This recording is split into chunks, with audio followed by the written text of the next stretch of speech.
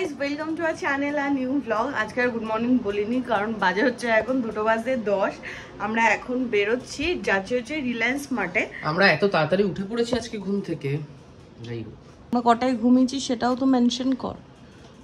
5:30। সেটা বড় কথা। ধুমরামে ওই যেটা হোলসেলের রিলায়েন্সের কিছু একটা আছে, যে তখন না কোনো দরকার থাকতো না, আমি আর সবিক যেতাম, গিয়ে টুকটুক করে ঘুরতাম। এরকম বহু জায়গা আছে, তখন আমাদের জীবনের সাথে কোনোভাবে জড়িয়ে ছিল না, আমরা ঘুরতাম। আমাদের বলতো যে ট্রেড লাইসেন্স কোথায়, কার্ড কোথায়, তোমরা বলতো আমাদের কাছে নেই, তারপর ওরা ওদের কিছু একটা দিয়ে করিয়ে দিত। তো এখন অরিজিনালি দরকার হয়েছে, তো যাব। আজকে মেন যাওয়ার একমাত্র প্রথম উদ্দেশ্য হচ্ছে আমাদের ম্যাগি শেষ। কে যা ম্যাগি ছিল কালকে 2 প্লেট রাতে এগ চিকেন ফ্রাইড ম্যাগি এসেছে, ওটা দিয়ে আমাদের ম্যাগিতে তো চিকেন নেই। ও হ্যাঁ, চিকেন এগ ফ্রাইড এসেছে, তো ওটা দিয়ে ম্যাগি শেষ। তো একবার যাব আর একবার দেখেও আসবো এখানে কি আছে কি না আছে। তাহলে আমাদের মেট্রো ক্যাশ এন্ড ক্যারি যে আমরা অদ্ভুত যে দিতাম ওটা আর যেতে হবে না, ডিফিকাল্ট হয়ে যাচ্ছে। মানে ব্যাপারটা হচ্ছে এমনি আমাদের মার্জিন এত বেশি না, মানে আমরা একটা অর্ডার দিই 100 টাকার অর্ডারে আমরা 1000 টাকা লাভ করি। তো যার ফলে কি হয়েছে, ওই যাতায়াতের যে গাড়ির তেল কস্টিং ওটা দিয়ে আলটিমেটলি পোষাবে না।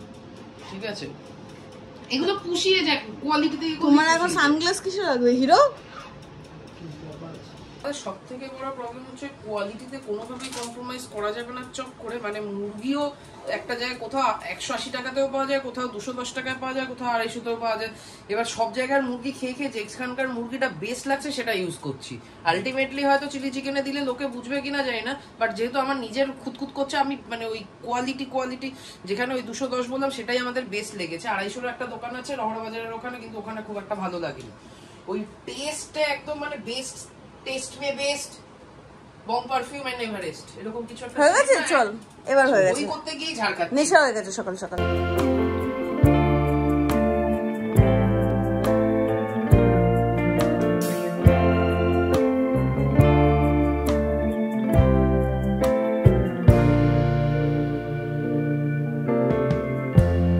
Lighten up, take me on your magic river.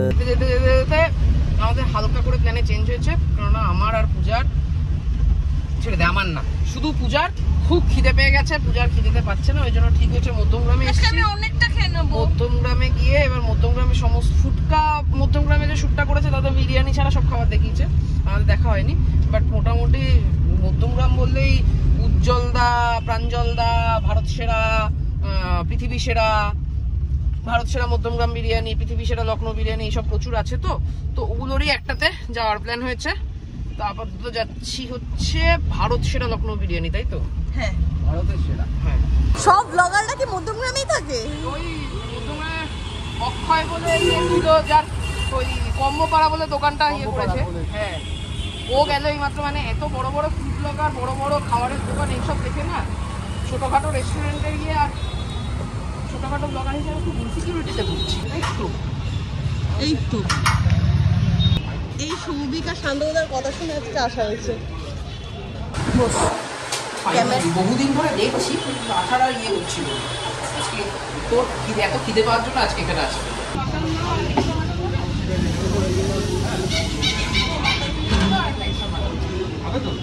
আজকে আমার একটু কমপ্লেক্স হচ্ছে, কারণ বাইরে এত ব্লগার আছে না। এখন ব্লগার একদমই আছে না, আরেকজন দাঁড়িয়ে আছে। হ্যাঁ, এই ব্লগারদের লাইনের মধ্যে আমরা চুপচাপ এসে ভেতরে বসে আছি, আমরা সত্যি ব্লগটা করতে পারি। আমরা সেটাই ওদের উচিত এখন ওই বিরিয়ানির হাড়ি কাটছে, ওখানে গিয়ে দাঁড়িয়ে দাঁড়িয়ে হাড়ি কাটা দেখানো। আমরা মনে হয় করতে পারি না, এই জন্য আমাদের কিছু হচ্ছে না। আমাদের অ্যাকচুয়ালি ফুড ব্লগার নয়, আমরা বিরিয়ানিটা এনজয় করতে গেছি। এইখানে আমার এক্সট্রা মাটন, এইখানে হচ্ছে সৌভিকা শান্তদার মাটন বিরিয়ানি। বলছি এইটা থেকে চেঞ্জ করে না আমাকে একটু ওপর থেকে ভাত দেখান, তলায় পুরো তেল তেল আছে। হ্যাঁ, এই তো গোটা খাচ্ছি 1 প্লেট। খেয়ে দেখো তো। না, মাংসের পিসটা ঠিক আছে।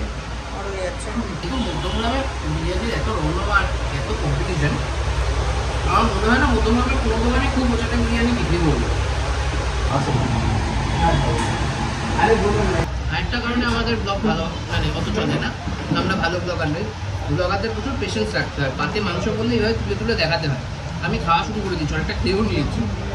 পাতে মাংস বললে আমি তো দশ হতে পারিনি, এটাই হচ্ছে সমস্যা। শুরু হয়ে গেছে, শুধু এক্সট্রা মাটনটা নিয়েছিল, তাতে একটু বেলা অনেক কিছু করে শুরু। না নতুন খিদে পেয়েছে বলছিলি কেন তুই? পেয়েছিল মা ভালো বলছি খেতে পেয়েছিল। শান্তনুদা আমার তো ওটাও ঢক মনে হচ্ছিল খেতে পেয়েছে। আমার মনে হয় ঘড়িতে দেখেছিল 2 বেজে গেছে তাই বলছিল।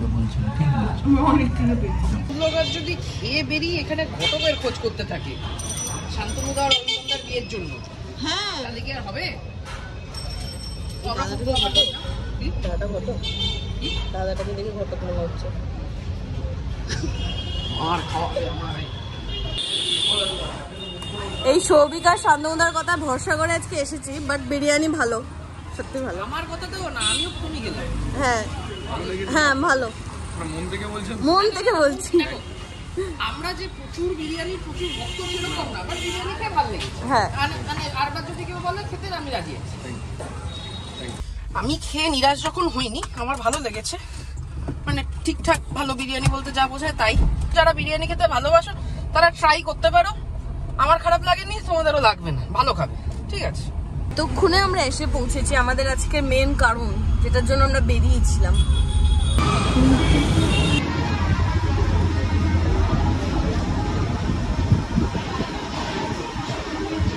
ভয় পাচ্ছিলাম যে এটা আদৌ হোলসেল ব্যাপারটা রয়েছে কিনা, কিন্তু না, রয়েছে এখনো। শুধু হোলসেল আছে তাই না, মেট্রো ক্যাশ এন্ড ক্যারি থেকেও আমরা যে প্যাকটা আনি তার থেকেও এটা হাইপারপিওর থেকে একটু কম, হাইপারপিওর থেকে তো কম পড়ছেই। তার সময় একটু টেনশন হচ্ছিল যে এখানে কি পাবো না পাবো, বিটুবি কিছু ঢুকে তারপর এক্সাইটেড হয়ে গেছিলাম। তারপর অ্যাকচুয়ালি হিসাব করে দেখলাম এখানে আলটিমেটলি বিটুসি আছে, বিটুবি আর নেই। বিটুবি আগে ছিল, বন্ধ হয়ে গেছে। দেন ম্যাগিতেও যেটা হিসাব করছিলাম যে কম পড়ছে, অ্যাকচুয়ালি কম পড়ছে না। যেটা ওই 16 সার্ভিং লেখা ছিল সেটা সার্ভিং সাইজ ছোট, পাশে অদ্ভুতভাবে লেখা ছিল ইফে সার্ভ সাইজ ইজ 52 গ্রাম। 52 গ্রামের ম্যাগি সার্ভ হয় না।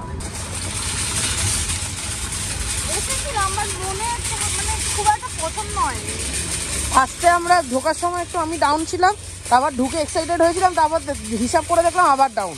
এই যে ম্যাগিটায় ধর, ম্যাগিটায় লেখা আছে 16 সার্ভস, পাশে এইটা লেখা আছে 52 গ্রামস। আর অ্যাকচুয়ালি যে ওই ম্যাগির প্যাকেটগুলো থাকে, যেগুলো 10 টাকার প্যাকেট বলা হতো, 10 টাকার প্যাকেটটা নেই, প্যাকেটটা এখন 15 টাকা হয়ে গেছে, সেটা অ্যাকচুয়ালি 70 গ্রামসের। 5:40 বাজে বাড়িতে ফিরে অরিন্দমদাকে ডেকে নিয়েছি। এখন অরিন্দমদা, আমি, শান্তনুদা আর পূজা এখন খেলবো হচ্ছে 29। আমি আর অরিন্দমদা পূজা আর শান্তনুদাকে হারাবো। আজকে আবার হারাবো। আগের দিন রসগোল্লা না, মাংসের টুকরো করা মুখের ভেতর ঢুকিয়ে বার করে নিয়েছে। হ্যাঁ তাও ঠিক, কতগুলো লাল ছিল সেখান থেকে কালো খাইয়েছি। আজকে গো হারা না, আজকে মানুষ হারা হারবে। কোথায় ইন্ডিয়া কোথায় বাংলাদেশ মাছ ধরা যায় না। এক্স্যাক্টলি কোথায় ইন্ডিয়া কোথায় বাংলাদেশ। মাছ ধরার প্রসেস জানো? খাবারটা ছিটের মধ্যে আটকে খায়। শুনলেই আমার মাথা গরম হয়ে যায়। তোর কথাবার্তা শুনলে কার মাথা? মা বাড়ি এসে আজকে সারপ্রাইজ দিয়েছে। হ্যাঁ, আজকে আমাদের স্পেশাল গেস্ট কাকিমা, কোনোদিন সাধারণত আসে না, আজকে এসছে। আমাদের কপাল খুব ভালো, আজকে আমাদের লাক ভালো যাচ্ছে। কি হচ্ছে? তো আমরা সবাই মিলে আড্ডা দিচ্ছিলাম, কাকিমা এসছে, এখন চা খাওয়া হবে, টি পার্টি। আর পটি নিয়ে আলোচনা হচ্ছে। ওকে, এইখানে পূজা একটা ঘটককে ফোন করে অরিন্দমদার জন্য, অরিন্দমদার হয়ে শান্তনুদা কথা বলে যাচ্ছে ঘটকের সাথে।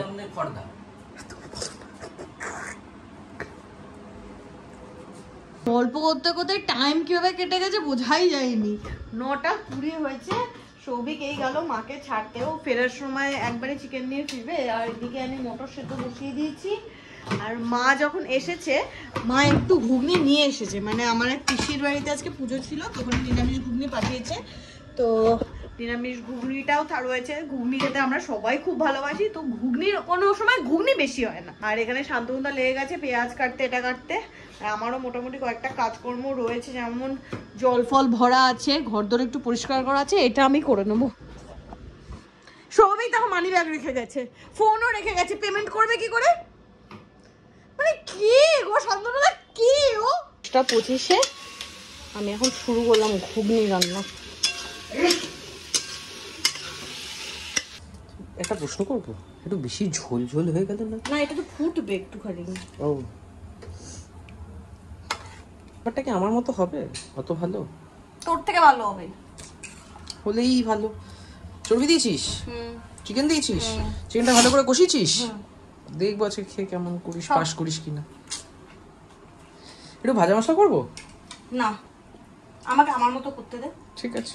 11:10 ফাইনালি আমরা ডিনারে বসলাম। হ্যাঁ, মা মাংস পাঠিয়েছে 1 পিস করে, এখানে মা বানানো মাংস, একটুখানি আলু ভাজা পাঠিয়েছে আমি ভালোবাসি বলে, আর এখানে আমার বানানো স্পেশাল ঘুগনি।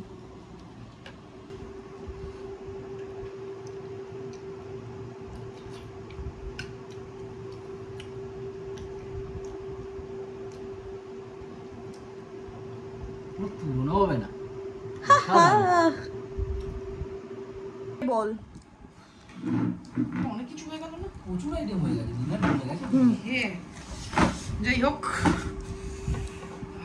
খেয়ে দিয়ে উঠে সিনেমা দেখবো। আগে খান, আর টেনশন হচ্ছে ঘুগনিটা ভালো হয়েছে।